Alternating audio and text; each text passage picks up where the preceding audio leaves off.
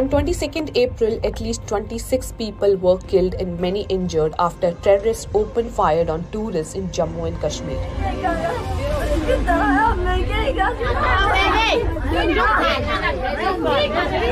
The attack occurred in Pahalgam, a popular tourist destination in Kashmir. The Resistance Front has claimed responsibility for the Pahalgam attack, and the TRF is believed to be a front for Lashkar-e-Taiba. The attack was deemed the worst attack on civilians in Jammu and Kashmir in recent years.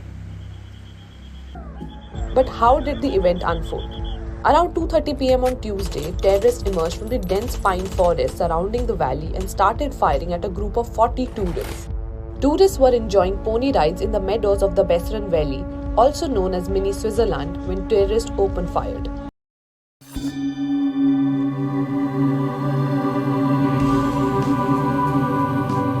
High in the Himalayas, nestled amidst the rugged beauty of Kashmir, lay Baisaran Valley. A meadow of emerald green, it was carpeted with wildflowers and ringed by towering pines. Sparkling streams crisscrossed its expanse, their music a soothing balm to the soul. Locals called it Mini Switzerland, a testament to its captivating charm. On April 22, 2025, the valley was alive with the laughter of tourists. Families strolled along the winding paths. Children chased butterflies through the sun-dappled glades.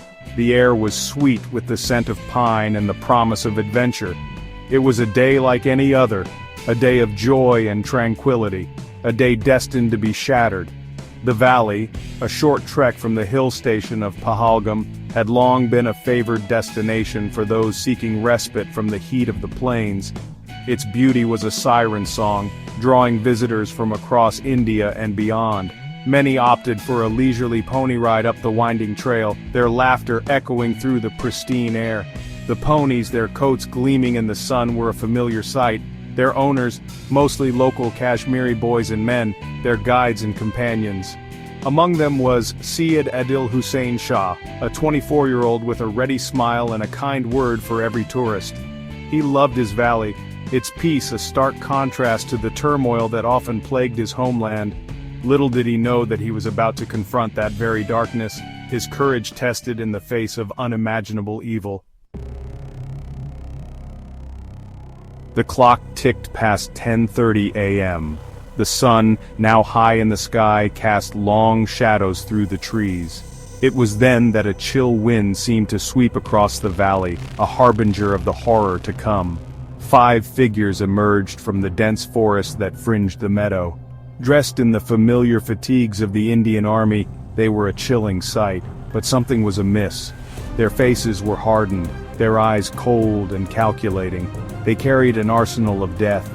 AK-47s M4 carbines, grenades. The laughter died down, replaced by a silence thick with apprehension. The men fanned out, their movements practiced and precise. They spoke in harsh tones, their words sending shivers down the spines of the tourists. "Kalima recite Karo," they barked, their demand echoing through the valley. Recite the Islamic declaration of faith. Those who hesitated, those whose tongues stumbled over the unfamiliar words, were singled out.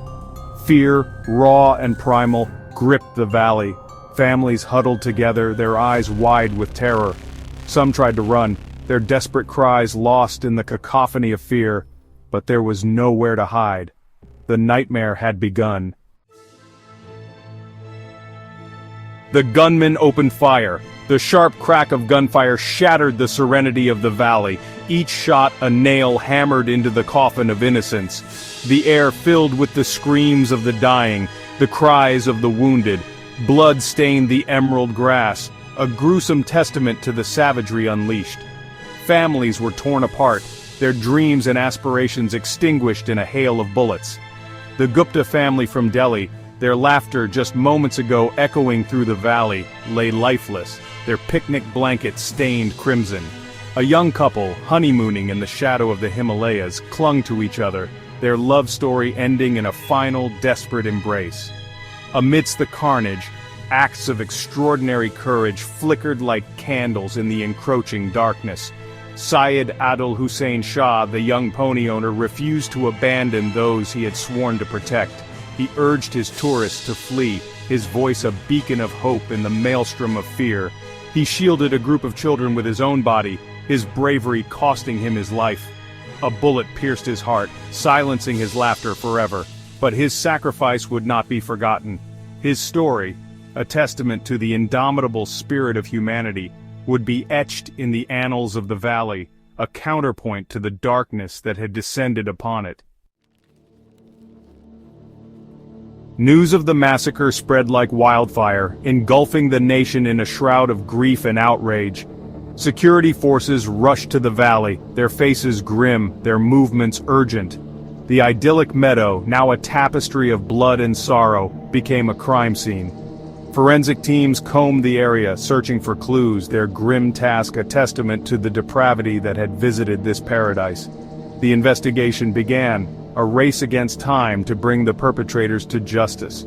Who were these monsters who had unleashed such horror upon innocent civilians? Where had they come from? And why? The Resistance Front, TRF, a shadowy militant group operating in the region, claimed responsibility for the attack. In a chilling statement released online, they declared it retribution for the Indian government's policies in Kashmir. Their words, laced with venom and hatred, sent shockwaves through the country. But doubts lingered. The TRF, while known for its brutality, had never before targeted civilians on such a scale. Were they truly responsible, or were they pawns in a larger, more sinister game? The investigation continued, its path leading investigators down a treacherous labyrinth of deceit and intrigue. The truth, elusive and shrouded in mystery, awaited discovery. Section 5. A nation reacts, anger, grief, and calls for justice. India reeled in the aftermath of the massacre. The nation awoke to headlines that screamed of the horror, the images seared into the collective consciousness. From the bustling metropolises to the remotest villages, a wave of grief and anger swept the land. Candlelight vigils were held in cities across the country, the flickering flames a symbol of hope amidst the darkness. People from all walks of life, united in their grief and outrage, demanded justice for the victims. Politicians, their voices hoarse with emotion, vowed to hunt down the perpetrators and bring them to book. The nation, wounded but defiant, stood united in its grief. The attack sent shockwaves through the highest echelons of power. The Prime Minister, his face etched with sorrow and determination, addressed the nation. He condemned the massacre as a cowardly act of terror and vowed to avenge the innocent blood spilled. Security forces were put on high alert, their presence a visible reminder of the threat that loomed over the country. The government faced a barrage of questions. How had such a brazen attack been allowed to happen? Were there intelligence failures? What measures were being taken to prevent such tragedies in the future? The nation demanded answers, its patience wearing thin. Section 6. Diplomatic Tremors. The India-Pakistan Fallout. The massacre sent shockwaves far beyond India's borders. The international community, horrified by the barbarity of the attack, condemned it in the strongest possible terms. World leaders offered their condolences to the families of the victims and expressed solidarity with India. But amidst the expressions of sympathy, a familiar fault line emerged. India pointed the finger of blame squarely at Pakistan, accusing it of harboring and sponsoring the terrorists responsible for the attack. Pakistan, while condemning the massacre, denied any involvement. The accusations and denials, a grim echo of past conflicts, ratcheted up tensions between the two nuclear-armed neighbors. The diplomatic fallout was swift and severe. India recalled its ambassador from Islamabad and expelled the Pakistani envoy from New Delhi. Trade ties, already strained, were severed.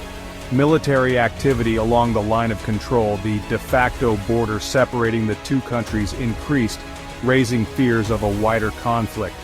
The international community, alarmed by the escalating tensions, urged both sides to exercise restraint and engage in dialogue.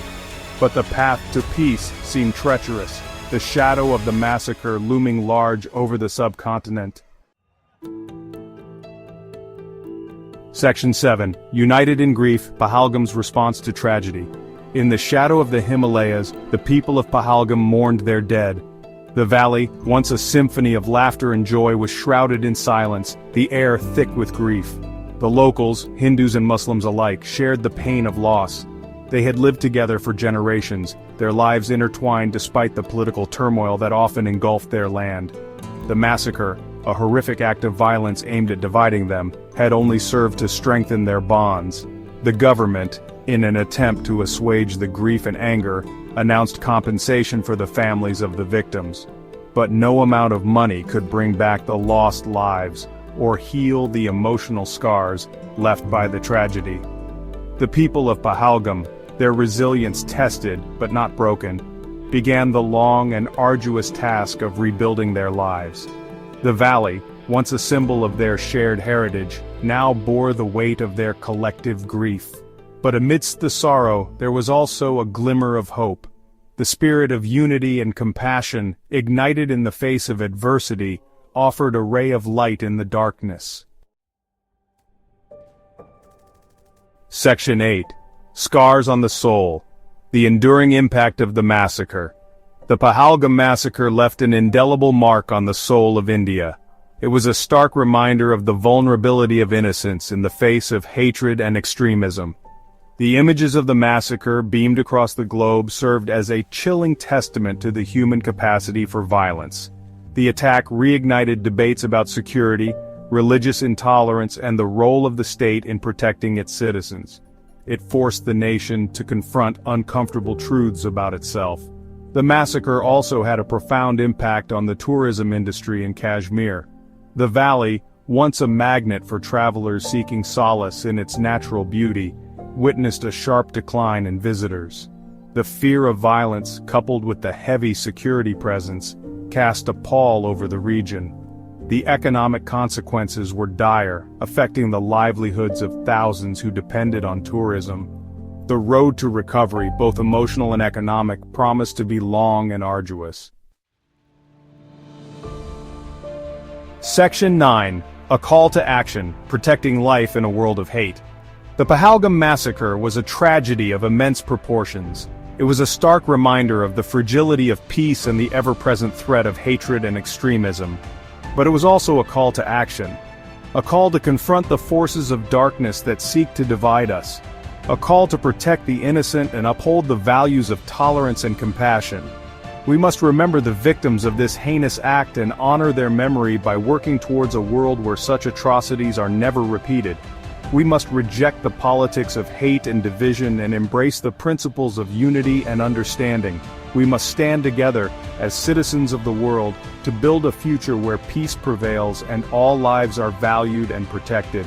Only then can we truly honor the memory of those who lost their lives in the shadow of the Himalayas. Only then can we ensure that their sacrifice was not in vain.